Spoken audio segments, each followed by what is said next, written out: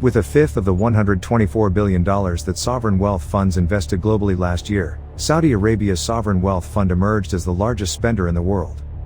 Saudi Arabia, the country behind the world's megaprojects, including the $500 billion futuristic Neom project and a brand new airline, has been spending a lot of money both domestically and overseas. As a result, according to official Saudi figures quoted this week by the Wall Street Journal, the public investment fund's cash and treasury assets decreased last year from over $105 billion in 2022 to just $37 billion as of September. Keeping up with all the megaprojects is becoming more difficult, and oil prices are still stuck at about $80 per barrel. Saudi Arabia has made every effort to maintain oil prices and continue funding Crown Prince Mohammed's expansive Vision 2030 initiative, which aims to diversify Saudi Arabia's economy. Oil is the only source from which this money may be obtained. The kingdom is elongating itself more and more. Saudi Arabia declared earlier this month that it will abandon a planned expansion of its oil production capacity. This announcement may have been influenced in part by the decrease in funds from sovereign wealth funds. The decision was made for a number of reasons, including plans to shift expenditures to other parts of Aramco's operations and a desire to increase energy transition spending, according to Energy Minister Abdulaziz bin Salman. Bin Salman added that because of the present production restrictions, there is a nice safety net of about 3 million barrels in reserve in case supplies unexpectedly become scarce abroad. It remains to be seen, though, if the Saudis will actually utilize the capacity cushion in the event of a supply disruption. It wouldn't be a good idea to let a decent supply interruption go to waste when you're neck deep in projects with total costs far over $1 trillion. Aramco released its most recent dire assessment on the state of the world's ability to produce oil earlier this week. Because of natural depletion and insufficient reserve replacement behavior, we are losing 6 million barrels of production year. The company's chief financial officer stated that as a result, spare manufacturing capacity has dropped to the point where it currently represents 3% of global demand.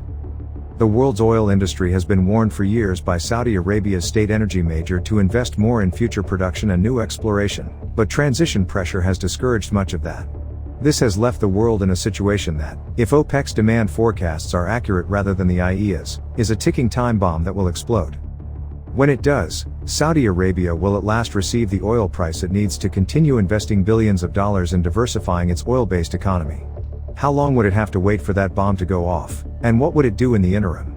It appears that Saudis are using debt markets for the time being.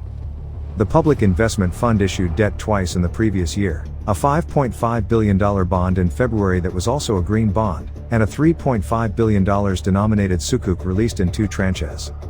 In January of this year, Saudi Arabia also released a $12 billion bond that was significantly oversubscribed, with orders reaching $30 billion. This year, Aramco is also selling debt. The amount of the sale has not yet been made public, but the corporation plans to pursue longer maturities, according to a statement by its CFO to Reuters. Aramco intends to sell stock as well, according to Ziad Al-Morshed. Undoubtedly, one method to continue paying the kingdom's transformation initiatives is through debt. The possibility of rate reductions in the near future would undoubtedly make debt markets appear much more alluring than they have in the previous 2 years. There might be more borrowing to come. In the meantime, if predictions of significantly slower U.S. production growth come to pass, higher oil prices might also be on the horizon. These forecasts were initially based on the most recent monthly trend in production growth, which showed a decrease.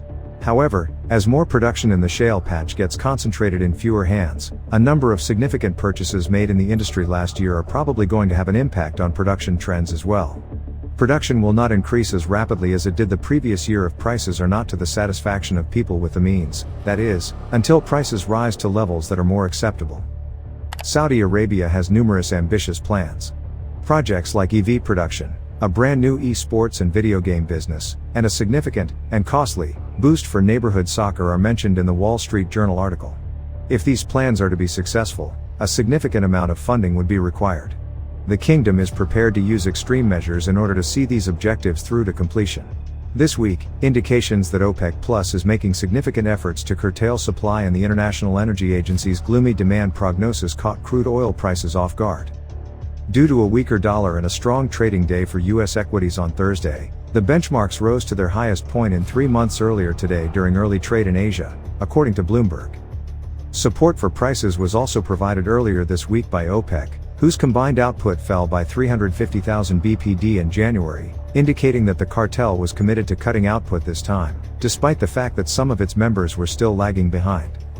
In a related development, Saudi Arabia's Aramco postponed this week's bids for a $10 billion project to expand Safaniya, the country's largest offshore oil field. Less than a month ago, Aramco announced that Riyadh had given the go-ahead for it to halt operations on expanding its oil production capacity. The decision was inspired by the energy shift, according to Energy Minister Abdulaziz bin Salman. The Fed, which said it had no immediate plans to start raising interest rates, and most recently US retail sales data put pressure on the pessimistic side. Retail sales declined by 0.8% in January, compared to the considerably more moderate 0.1% contraction that economists had predicted, according to the report released earlier this week. According to the data, there was still a long way to go until the US economy fully recovered, which would have a negative impact on the demand for oil. The most recent weekly petroleum report from the EIA, which revealed a weekly gain in crude oil stockpiles of 12 million barrels, supported those. However, as Reuters pointed out in a report earlier today, the Fed may decide against cutting rates in response to the weaker than anticipated retail sales, which would be good news for the market for oil. Although geopolitical risk is still a driving force behind oil trade decisions, this week's bearish developments in the US have substantially negated it. Following their comments on Thursday that there won't be a rush of rate reduction, it appears that crude oil prices will close the week slightly lower. Governor Christopher Waller, cited by Reuters, stated that the central bank should hold off on raising interest rates for at least another 2 months to ensure that the current spike in inflation is a passing trend rather than the start of a new upward trend. According to Investopedia, Lisa Cook, a different Fed governor, stated, "I would like to have greater confidence that inflation is converging to 2% before beginning to cut the policy rate." Neil Kashkari, the president of the Minnesota Federal Reserve, stated in a separate statement that consumers continue to believe that prices are too high, indicating that he concurs with Cook and Waller's caution against potentially rash rate cuts. Because increased interest rates maintain all prices high and impact demand for energy, including oil, all of this had an impact on prices. The effect was lessened, though, since OPEC's reduced output and the increased risk of Houthi attacks on ships in the Red Sea offset the effects of the aforementioned upgrades. Michael Tran, an analyst at RBC Capital Markets, stated in a note that strong enough oil demand juxtaposed with weak Chinese macroeconomic data has been a recurring theme, as Bloomberg reported. Fundamental signals have been inconsistent thus far.